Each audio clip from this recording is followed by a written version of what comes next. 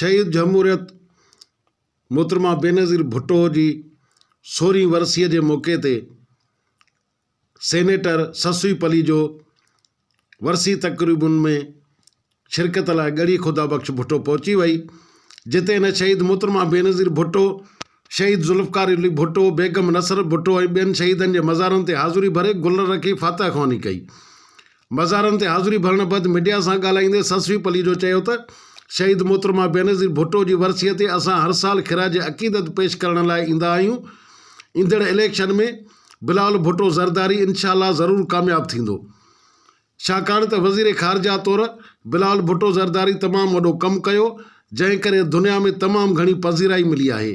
ऐं इहो ई सबबु आहे जो बिलावल भुट्टो ज़रदारी लाहौर मां नॉमिनेशन फार्म भरे इलेक्शन विढ़ण जो फ़ैसिलो कयो आहे ऐं उमेदु आहे त बिलावल भुट्टो ज़रदारी कामयाबु थींदो।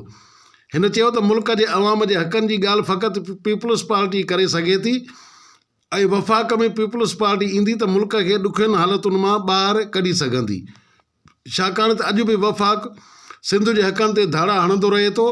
पाणीअ जो मसइलो अॼु बि जीअं जो तीअं आहे ऐं पाणी, बिजली, गैस जा वॾा इशूज़ आहिनि जेके पीपल्स पार्टीअ जे वफ़ाक़ में अचण सां ई हल थी सघंदा।